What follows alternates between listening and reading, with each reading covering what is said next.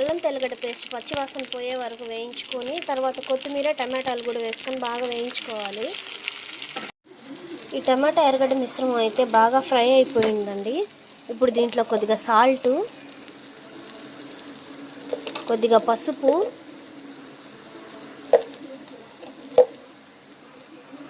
కారం కొద్దిగా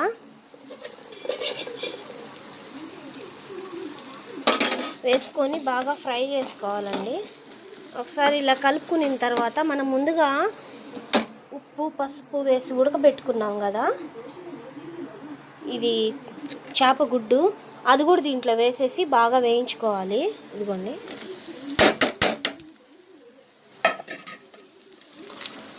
ఇది బాగా వేయించుకోవాలి కాసేపు. ఉప్పు పసుపు వేసి ఉడకబెట్టుకున్న చేప గుడ్డు కూడా దీంట్లో వేసి బాగా వేయించుకోవాలి కాసేపు.